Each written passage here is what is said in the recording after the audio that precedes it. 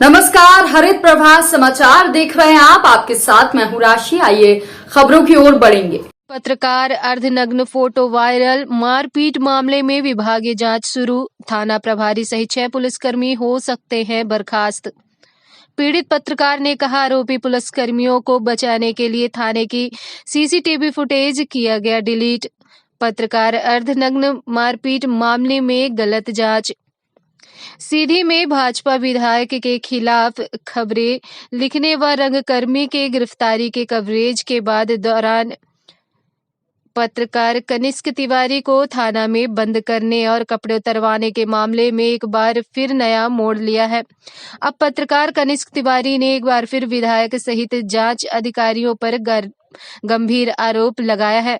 उन्होंने radio police अधीक्षक भोपाल द्वारा की गई जांच रिपोर्ट में सवाल खड़े किए हैं। उन्होंने कहा कि थाने में लगे सीसीटीवी कैमरे का डाटा रिकवर करने व इस दौरान थाने में मौजूद पुलिसकर्मियों ने किन लोगों से बात की है, उसका मोबाइल कॉल डिटेल सीडीआर निकाली जाए तो कई बड़े खुलासे होंगे। अब इस मामले की सिंगरौली एसपी वीरेंद्र सिंह जांच कर रहे हैं। हालांकि उन्होंने इस पूरे मामले में बोलने से मना कर दिया है। अभी विभागीय जांच चल रही है। जांच पूरी होने के बाद इस बारे में बताया जाएगा। सीधी पत्रकार कनिष्क तिवारी आज सिंगरौली एसपी के यहां अपना बयान देने के लिए पहुंचे थे। उन्होंने पूर्व में किए गए रेडियो पुलिस अधीक्षक की जांच पर सवाल खड़े करते हुए कहा कि उनके साथ मारपीट और गाली गलौज सहित अर्धनग्न कर फोटो खींचने वाले पूर्व अमिलिया थाना प्रभारी अभिषेक सिंह परिहार सहित कई दोषी पुलिसकर्मियों का नाम आरोप पत्र में नहीं जोड़ा गया है। वहीं ऐसे पुलिस रक्षकों को बलि का बकरा बनाया गया है जो वहां थे ही नहीं। यह जांच सिर्फ औपचारिकता करते हुए फोटो वायरल की जांच की जा रही है। पुलिस प्रशासन भाजपा विधायक केदार शुक्ल के दबाव में है और आए दिन मुझे अलग अलग लोगों से धमकी दिलाई जाती है और मामले को खत्म करने की धमकी दिलाई जा रही है। बता दें कि पिछले दिनों सीरी कोतवाली में थाना प्रभारी मनोज सोनी, अमिलिया थाना प्रभारी अभिषेक सिंह परिहार सहित पुलिसकर्मियों ने अर्धनग्न कर फोटो खींचकर उन्हें वायरल कर दिया था। फोटो में पत्रकार कनिष्क तिवारी सहित 8 युवकों को अंडरवियर में खड़े कर फोटो खींचा था, जिसके बाद थाना प्रभारी मनोज सोनी, अमिलिया थाना प्रभारी अभिषेक सिंह परिहार और एक सब इंस्पेक्टर सहित कुल 7 पुलिसकर्मियों को लाइन अटैच किया गया था। हमारा चीरहरण ही नहीं बल्कि क्या कुछ मामला था? आप अभी फिलहाल में यहाँ सिंगरौली पुलिस अधीक्षक कार्यालय आए हुए थे। मैं कनिष्क तिवारी वही पीड़ित पत्रकार हूँ जिसके साथ बीते 2 अप्रैल 2022 में हमारा चीरहरण ही नहीं बल्कि पत्रकार बिरादरी का पूरी तरीके से चीरहरण किया गया था। और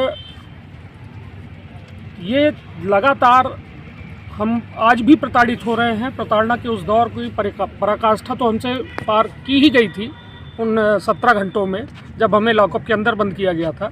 मानसिक, शारीरिक हर तरीके से प्रताड़ित किया गया था। हमारी तस्वीरें वायरल करके हमें सामाजिक भी प्रताड़ित किया गया। सामाजिक सम्मान और सारी व्यवस्थाओं को बिल्कुल ख़त्म कर दिया गया। लेकिन आज 8 महीने बीत जाने के बाद भी हमारी स्थिति ये है कि हमें न कोई सरकारी मदद है, न कोई व्यवस्था मिली है, न कोई सुरक्षा मिली है। लगातार धमकियां मिलती हैं कि हमारे खिलाफ जाओगे तो तुम्हारे साथ हम ऐसा कुछ करवा देंगे कि शायद तुम बयान देने लायक न बचो। हम रीवा में रहने लगे। मैं माखनलाल चतुर्वेदी संचार राष्ट्रीय विश्वविद्यालय का छात्र हूं और MA जर्नलिज्म कर रहा हूं। बार बार यहां से नोटिस आती है सिंगरौली एसपी के यहाँ से कि आपको बयान देने आना है, कथन देने आना है।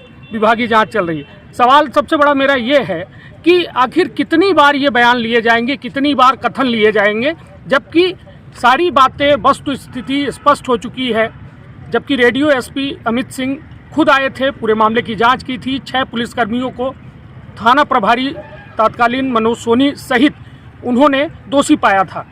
हालांकि उनकी जांच में कई तरह की विसंगतियां हैं। प्रमुख आरोपियों को उन्होंने दरकिनार करके छोटे छोटे पुलिसकर्मियों को केवल उन्होंने दोषी माना और एक थाना प्रभारी को दोषी माना। पूरे मामले में आपको बता दूं कि सीसीटीवी उस दौरान चालू था। हमने खुद जो है मॉनिटर लगा हुआ था जो थाना प्रभारी के कक्ष में, उसमें देखा था कि सीसीटीवी चालू था। पूरे काले कारनामे उस सीसीटीवी में कैद थे। लेकिन जांच में वो सभी बिल्कुल दूध का दूध पानी का पानी हो जाता, इसलिए उस सीसीटीवी को पूरी तरह से नष्ट कर दिया गया। पत्रकार, रंगकर्मी और समाजसेवियों का मामला था। 2 अप्रैल की घटना है ये 2021 की। और नीरज कुंदेर जो रंगकर्मी है उनको पुलिस अरेस्ट करती है उनके घर से, तो उसी विषय में हम लोग थाने में गए थे, जहाँ पे बहुत सारी चीज़ जो कृत्य हुआ था, कपड़े उतरवाए गए थे, मारपीट की गई थी, फ़ोटोज़ वायरल किए गए थे उसी मामलों के लेकर। लेकिन अभी 8-9 महीने हो गए, हम लोग नाले के चक्कर लगा रहे हैं, कोतवाली के चक्कर लगा रहे हैं, एसपी ऑफिस के चक्कर, लेकिन अभी तक हम लोगों को न्याय नहीं मिला है। और जिस फर्जी आईडी के आरोप में नीरज कुंदेर को पकड़ा गया था, उसके ऊपर वो आईटी एक्ट की धाराओं पे उसको जेल नहीं भेजा गया था। वो बाद में मुझे जानकारी मिली, हम लोग के साथ जब हम लोग लाकअप में थे तो बाद में हमको ये जानकारी मिली, उन्होंने बताया कि ये आप लोग पूछ रहे थे तो ये धाराएं लगी है। तो हमने उनसे यही सवाल किया था टीआई साहब से कि सर आप उनको 151 लगाकर क्यों भेजा गया? तो उन्होंने फिर जवाब नहीं दिया। उसके बावजूद हम लोग के साथ मारपीट करते हुए फिर अंदर लाकअप में डाल दिए थे। और उसके बाद जब वो नीरज कुंदेर सेंट्रल जेल में थे, पड़रा में, सीधी में, उसके बावजूद वो आईडी जो फेसबुक आईडी तो एक्टिव थी, उससे पोस्ट आ रही थी उसके, लेकिन आज तक उस पोस्ट के विषय में नहीं पुलिस ने ध्यान दिया कि किस व्यक्ति ने पोस्ट डाली है। फर्जी तरीके से नीरज कुंदेर को फंसा करके उसको जेल भेज दिया गया था। और हम लोगों के ऊपर भी आईपीसी की धाराएं उसी दिन लगाई गई थी अलग से। 151 लगा करके हम लोग को लाकअप में रखा गया 18 घंटे। और जो आईपीसी की धारा लगी आज तक उसका चालान नहीं पेश किया गया।